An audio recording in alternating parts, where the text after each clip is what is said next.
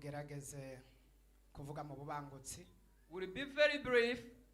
Kugira ngo Imana yo mu ijuru twiheshe icubahiro ku byo yakoze.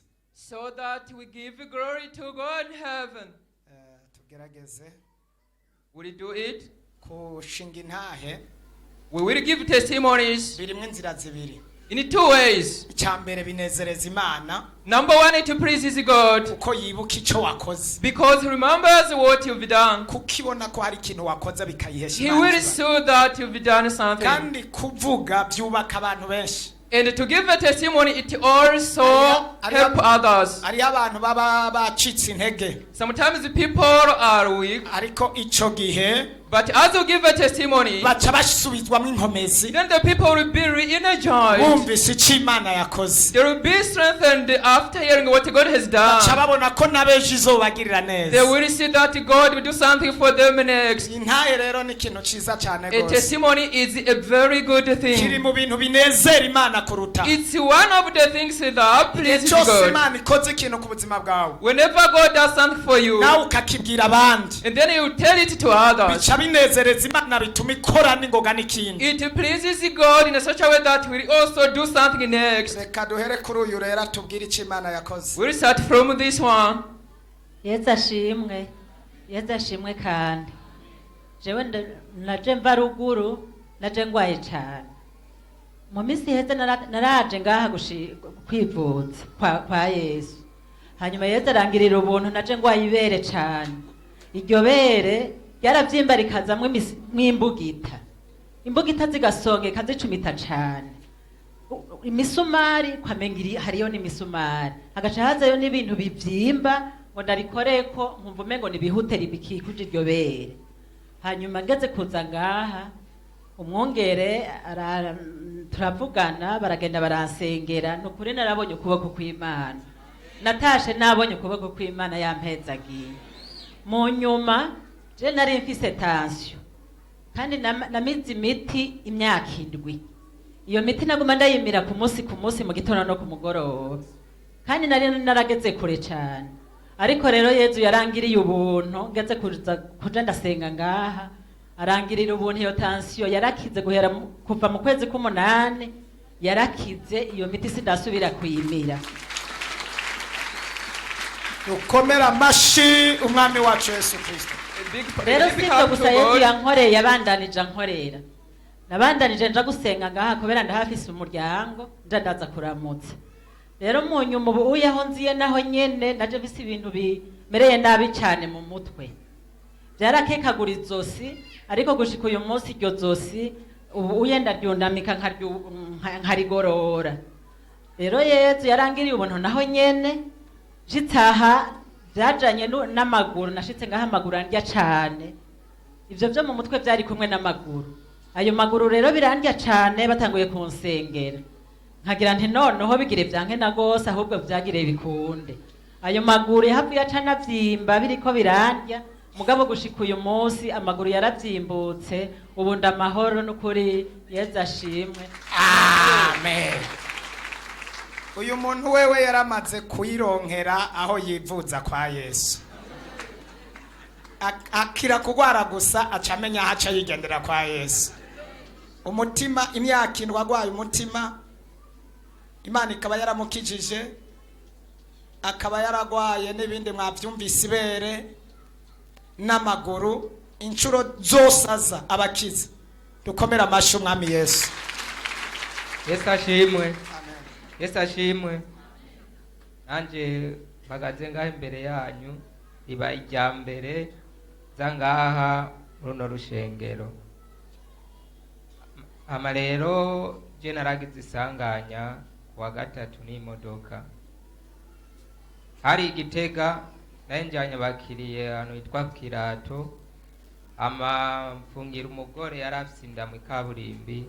Imodoka kirararuka kiragarama nije nari umushoferi oga twaravuye dukomeye twese imodoka yarononekaye.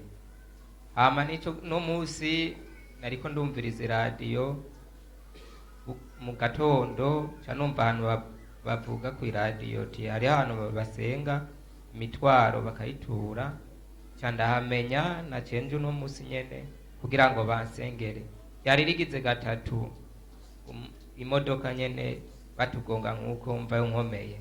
Yesu ashimwe. ntabwo zosubira iri niryo rya nyuma rijya ryabaye ko wagiriwe ubuntu ukaba wamenye hano kabaye ntabwo zosubira kweri uzobubibona kabaye rijya ribaye isanganya rya nyuma. Mana Yesu Kristo se umwami wacu Yesu. Aba badayimoni bamwizingiye ko cyanke bamufashe rikaba ribaye ituro ya gatatu. Tugushimiye kumuzanye hano hantu kandi akaba ari ryo rya nyuma ryo kugira isanganya. Mu bushobozi waduhaye tumutandukanije n'impanuka, mu bushobozi waduhaye tumutandukanije n'impfu zagiturumbuka, mu bushobozi waduhaye tumutandukanije n'abazimu bava mu miryango bamuteza amasanganya, mu bushobozi waduhaye tumutandukanije n'abarozi bamuroze mu izina rya Yesu. Mu bushobozi waduhaye turasize ku iherezo impanuka no kugongwa azobibone cyangwa byumve nk'umugani uhereye isabiza bimutangaze. Baba marayika banere kabururuke umwe aje imbere uwundi nyuma uwundi mu buryo uwundi bubafu yamagendana nawe. Mana ndagushimiye kumusize ko kirazira mu izina rya Yesu.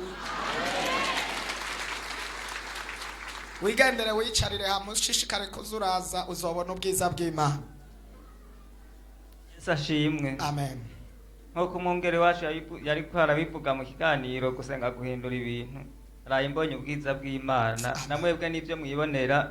Imana niyo yahabaye isanganya ryambaye kwejo nabo twari kumwe nije nashoboye kuba meze gutya abandi bose ubu bari mu kwa muganga nije nashoboye kuba ntambuka. Imana ishimwe. Dukomera amashi umwami wacu Yesu. Abandi bose bafise ingorane wewe yaje gusenga tuduze icubahiro cy'umwami Yesu. Hariho ubwiza bw'Imana kandi iyo turiko turasenga ngo ubwiza bw'Imana bugendane nawe marayika agendane nawe mpemu yera ariko aratuvugisha uzucaka iryo jambo uzuribika ucuvuga ati Imana reka uba Imana yanje tugendane nawe. Twongere tuduze icubahiro cy'umwami Yesu. Imana iri ku kazi canke ntiri ku kazi? Iri mu bikorwa. Imana ihabwa icubahiro. Yesu ashimwe. Amen. Jere impagaze ngako gushimira Imana ko Imana yarayingiriye neza naraye ndose kibondo. Imana nishimwe. Amen. Imana ishimwe. Turi mu bwiza bw'Imana bwo kunguka. Yesu ashimwe. Amen. Manje koramutsa mu izina rya Yesu. Amen. Nanje akazina kanje twirankunde Esperance. Babuze abantu bajya gushima nanjye numva sinagenda ntashimye kandi Imana yangiriye neza. Mu gatondo numvirije radio bandagwaye mbafite ubukene mbafite iki ndavuga ibyayo byose reka ngende kuri uwo mupateri asenge ndeye ku bukene bwahera.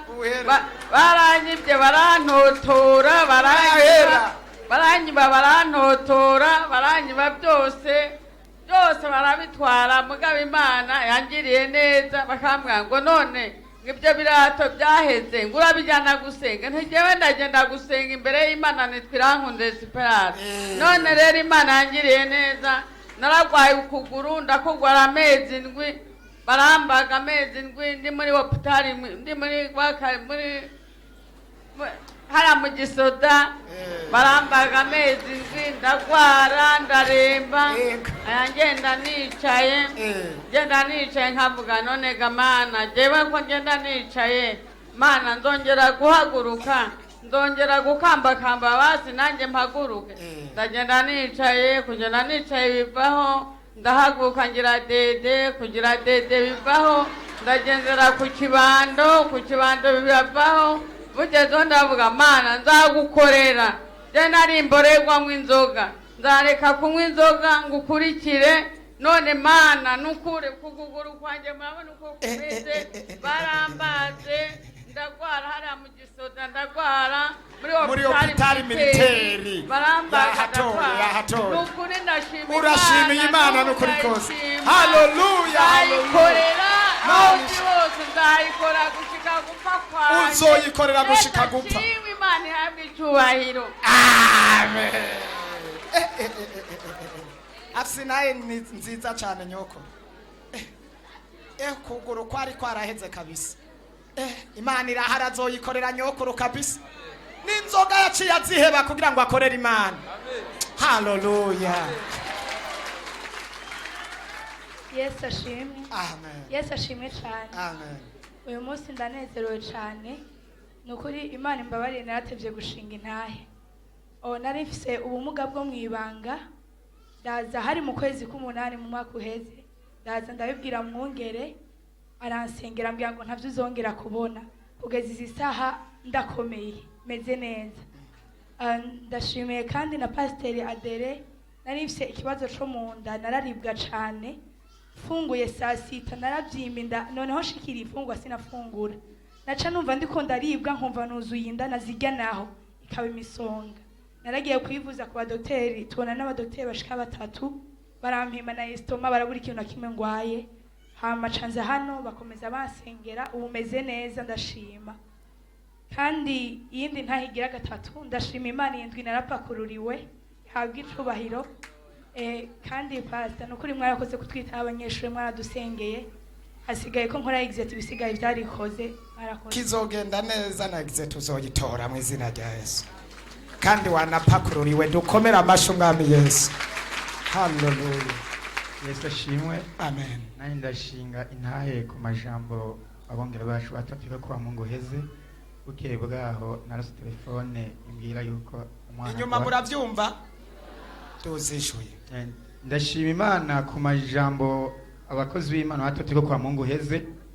Bukeye bwaho narose telefone itabariza umwana agwaye.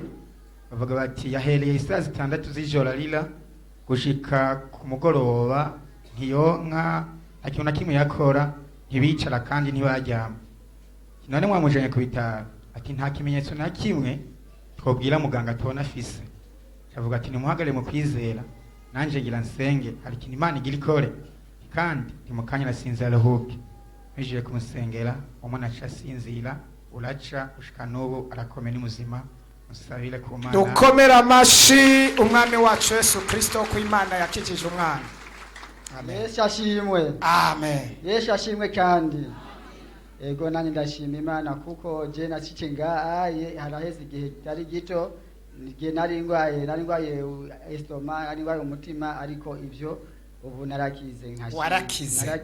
Umutima hamwe na estoma. Umutima ubuntu gidirwagiza cyane hanyuma estoma nayo kare n'umushesi nagishira mu kanwa ariko umuceri udashaka kuwufungura. Dukomera amashyi umwami Yesu. Kandi ko muri yinga nagiye numva telefone mbarira yuko napakururiwe umukenyezi wanje ishira hamwe arimwe baramupakururiye intuze ya motopombe kugira ngo ndonke uturengarenga muri kabisa. Imana ishimwe. Nishimwe wazanye. Uri umupapa mwiza kabisa. Yesu asimwe. Amen. Nanje ndashimira Imana ko Imana yakoreye mu bakozi b'Imana igacisha ubutumwa bwiza ku radio. Zinatumewe ni radio narindushe narindemerewe. Ndashimira Imana ko yampaye agakiza. No mu mitwaro nari mfise ndakenye ndayerera nabana nga muri iki gisagara nari mfise umutwaro wo kuronka agakiza none Imana yarangiriye neza narose agakiza ubu n'umuryango wanze urasikano kuraba aho natabariwe duhereye ku muvyeyi wanze n'abavukanye banze tuvukana ku bw'amaraso ndasimira Imana cyane ko yankomeze yampaye agakiza Yesu nasimwe. Amen. Kikintu ni kintu gikomeye cyane. Kintu gikomeye cyane. Yesu ashimwe. Amen.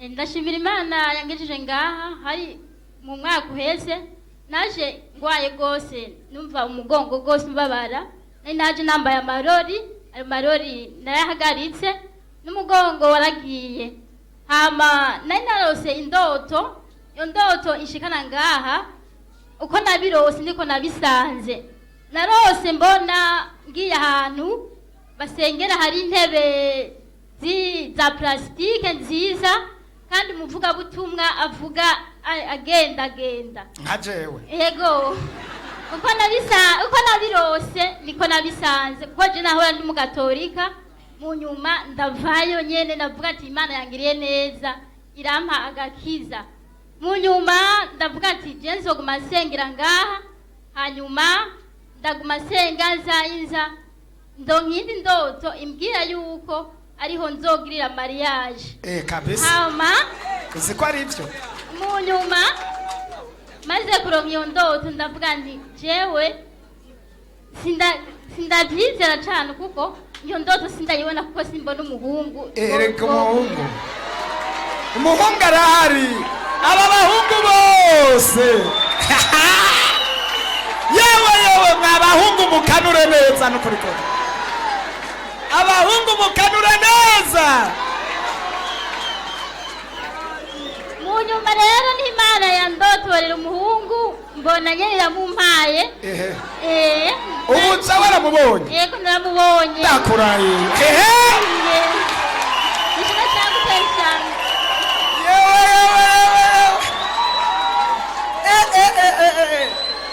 Mwabahungu mwe narinda babwiye ngo mukanure neza karabaye. Ibintu by'uno munsi ko ari byiza nabyo.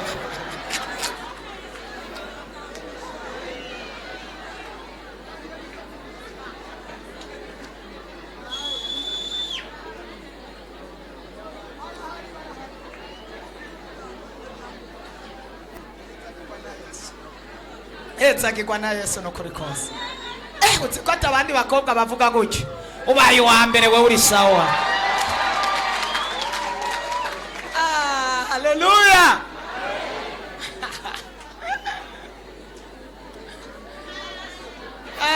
Imana ishimwe cyane.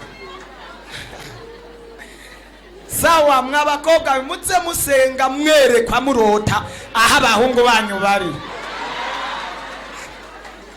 Yesu ashimwe. Amen. Nenda shima Imana yo Intahe bayigwanirira bayo. Je mu ndwi heze naragize ikibazo kandi ngira ikibazo gikomeye cyane. Ushika naho abagenzi bose aho bari bagwamo kajenegeti barabona ko ngize ingorane zidasanzwe. Ariko ndashima Imana yarangwaniririye yiyerekana mu Mana bwayo kabisa ikibazo nari mfise Imana yarakirangije. Yesu nashimwe. Dukomera amashu umwami Yesu arangiza ingorane n'ivyago byose bitera abantu.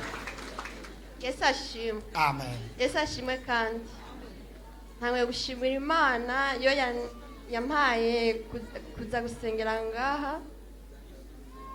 Sijya mbere nshinga intahe ariko icyo kintu se bwagishingira intahe kuko ibyiza maze kuhabonera ngaha ni byinshi cyane. Haleluya. Amen. Hari imitwaro imwe naje mfise Yesu ariko arayinyishurira. Haleluya. Amen. Hama ishimwe rya kabiri nje gushima Imana kubona nk'iri saha dimanche passé nari mu bitaro ngwaje umwana mubona nteruye mu maboko ariko Yesu yagiriye ubuntu iyi dimanche nkaba ndi ngaha. Haleluya. Amen. kandi ndayishimiye cyane kubona yaramukijije yarafise ingwara yo kuribwa mu nda kandi ari ku miti akaguma ariko araribwa ariko ubu byaraheze. Yesu nahabwa icubahiro. Amen. Ndashimiye kandi Berie yarashoboye kuhashika aho narindi. Ndashimiye kandi namwe mungere Yesu akomeze akuzigama kuko twaraguhawe. Yesu ashimwe. Kandi mufashe gushimira Imana muyikomera amashi cyane. Yaduhaye no mwungere mwiza cyane aratwitaho. Yesu amuhezagire kandi abasabiye kuzoronka iherezo ryiza. Ndabasabiye kuzoronka ijuru. Amen. Murakoze. Amen. Hallelujah. Yesu nashimwe. Amen. Nanje ndashimira Imana kubwo kuba muri repentance. Muko kwezi kwa gatandatu narahuye n'ibitero bya shetani byo kunteza amasanganya kandi ku rwego rurerure ndabona ko ari ibitero bya shetani. Rero ndashima Imana ko nanje ikamyampakururiye nkaronka amagara meza gushikira isaha nkiri muzima. Yesu abampera umugisha. Amen. Imana ishimwe cyane. Haleluya. Amen. Yesu nashimwe. Ndashaka gushima Imana ku byiza yankoreye. Naje hano ndemerewe cyane. Nari ngwa runo rubavu mbabara cyane. Gushikaho ngibiryo byagiranga mu rubavu. Ariko gushika uri yinga. Ego. Zaja mu rubavu. Mu rubavu rumo kandi nkababara cyane. Ariko ubu ngubu byararangiye. Vendredi muri kumurasinga ku radio nari ngwaya amavi mfite n'ibinyanya ku birenge ariko byose byararangiye. Imana bwicubahiro. Amen. Amavi yaciye akirabujya nyene. Nari numvise mwe muyera nyemeza ko hari umuntu agwaye amavi kandi narabivuze kuri radio. urumva rero ko Imana yacitabara. Yesu nashimwe. Amen. Yesu nashimwe kandi mbanje guhagarara imbere y'ishengero ry'Imana kugira ngo nshimire Imana yanzigamiye mu rugendo ruja mu ijuru. Hari benshi twarutanguriye rimwe, abandi barantanze kurutangura, ariko barananiwe, nanje Imana yaranteye iteka ndacabandanya. Imana yacu nihabwe icubahiro. Amen. Ikigira kabiri naco nari maze imisi nsengera amafaranga nari nkeneye, mugabo sinabona ahantu namwe nshobora kuyakura. Mugabo ncantungwa n'ijambo rivuga ngo umugororotsi wanje azobeshwaho no kwizera. Mu gitondo nagiye mbona Imana yo mwijuru yampa, nimuyimpera amashi. Amen. Umugororotsi azobeshwaho no kwizera. Ndafashijwe, muze mufata ijambo muri gumwemo kabisa. Yesu nashimwe. Amen. Nanje nari maze igihe nkorera umuntu atankundira kuja gusenga, aguma ngenda gusenga mbabwiye inyegetse, nyuma ndasaba Imana ati Imana uzumfashe mumutahe nzopfume mara umunsi wa Mungu wose ntakoze ndi gusenga. Rubu Imana yaramfashije irampa uwo mutahe. Ubu rero namaze kuronka umutahe ndiko ndakora utuntu two gwanje, nguma mbonamwo ibintu vyitambikamwo. Ivyo bizohera. Kazima waronse umwanya wo gusenga, none munsi uri mu bwiza bw'Imana, kandi no munsi wishurwa Imana irakugirira neza, irakutabara. Yesu nashimwe. Amen. Nanje naje mva ruguru kuva mbaho n'ubwa mbere mpunye mu gisagara. Ndafise ingwara yo mu nda, murabona ukuntu huzuye, wokwibaza ko mfise inda. Narivuje vyarasi urakira, ariko nca mvuga ati Imana yomfasha je nkashika mu gisagara urakira, ko numva ko hari akayaga keza. Ubu nibwo bwa mbere ashitse muri iki gisagara, kandi aragwaye ingwara yemuteza kuzura inda. Ubu rero yaje kugira ngo tumusengere kugira bohoke, kandi aratabagwa mu izina ryawe. Wewe imbe dusohotse uco turindira tugusengere, vyose bica bikemuka. Haleluya. Amen. Haleluya. Haleluya. Yesu ashimwe cyane. Aya ashimwe Imana ku bintu bibiri.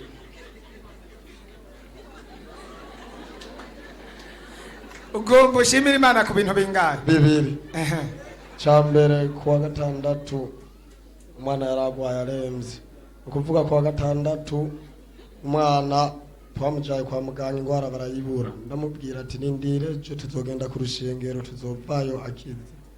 Sawa, turasenga tubanda dusenga tubona birasi, kuwa Mungu ntibyakunze ko umudamu ashikina. Bukeye candaza ndasenga uwo mutwaro ndawutanga ku Mana, ndasenga nataha imbaraga, uwo mwana naramusengeye asharakira. Imana ishimwe. Amen. Cyo ni cyambere. Kabiri shimira Imana nuko muri byo bitangaza mwatubwira ati genda kugwana intambara, tuko turazigwana bikunda, no muri serero bigenda neza. Imana ihabwa icubahiro. Amen. Yego Intahe yanje yari abazimu bapfuye, kandi wewe usigaye ubakarira gose. Ubarabashavuriye abadayimo, ubarabashavurira cyane, baramubabaje nabyo. Yesu nashimwe. Amen. Yesu nashimwe kandi. Amen. Amajema hagati ngashima Imana. Ndashima Imana ko ugicambere ko nabohotse. Kandi ngashima Imana ko nakize ingwara ari mu kuguru, nayo maze imisi ingwaye imyaka myinshi, kandi narababara cyane ukuguru ko kanja ukajana n'igufa. Kandi ndashima Imana yuko mwamusengeye hama ntuze ukuguboko ubu kuriko kwagororoka, kandi kakwaguma kumeze uku. Kandi nivyo kwari kwamugaye cyane gose, none mbona ariko kuragororoka. Kandi ashima Imana nivyo mu kuguru ko byakize. Wari ufise paralize, yari paralize ukuboko kose no kuguru. Ubu uratambuka neza, tambuka turabuja nkariya turaba. Biragenda bitandukanye nuko vyari cyagihe. Imana ishimwe. Dukomera amashi umwami wacu Yesu Kristo. Yesu abaheza. Uzi ko ari vyinshi. Kandi ndashima Imana nuko wambwiye ko ngiye kumenya ku ishuri, nanatashe ngwayo urasengera, kandi kuva aho mbatijwe nyangwa ntebwe usoye gufata nyangwa ifashe inkubita bukumbi nyene n'ubwenge bugahera gushika yaho naho sanga nihekenye ku rurimi nkasanga rurimi naruhekenye ariko kuva aho mbatijwe ntidaye bisuherutse kufata ibyasubiye kugufata ariko kuwa gatatu byasubiye no kufata ndi ku ishuri kandi nyangwa yafatiye ku ishuri nagomba senge yuko ndisaba yuko mwosenge ntibizosubira kugaruka kumenya waramenye namenye kweli dukomera amashi umwami Yesu ndagarika abadayimoni bamujegeza bakamukubita hasi ndabasize ku iherezo ubutagisubira kumufata mu izina rya Yesu Kristo Munyanazareti nibagende. Yesu nashimwe. Amen. Ndashimira Imana kuba nkiri muzima. Ndabishimira Imana iyindwi nabonye ibitangaza by'Imana. Imana yarangiriye neza ubyo nivyo naje gushimira Imana. Yesu nahabwa icubahiro. Amen. Yakiye ibitangaza. Yesu nashimwe. Amen. Amakazina kanje nitwa Irankunda Cleophas. Amajewe nagobashinga Intahe kuvyiza Imana yankoreye. Yo ntarakizwa ibintu byose nasaba Imana kandi nabisaba nko gufyina mugabo inyishu nkayibona. Hanyuma rero ari ikindi yampaye gisumba byose ariko gakiza ndi muri bamwe heruka kubatizwa. Hanyuma jewe usanga ndi umutekinicien electricien akazogira ikigorana mu rusengero muzohore mumbarira. Tukomera amashi umwami Yesu. Mana yamuhaye umugisha kandi tuzaniye abakozi. Yesu aguhezagire cyane. Nari nangomba gushima Imana ko nari mfise umuvumo w'umuvyeyi ndamanye imyaka 5.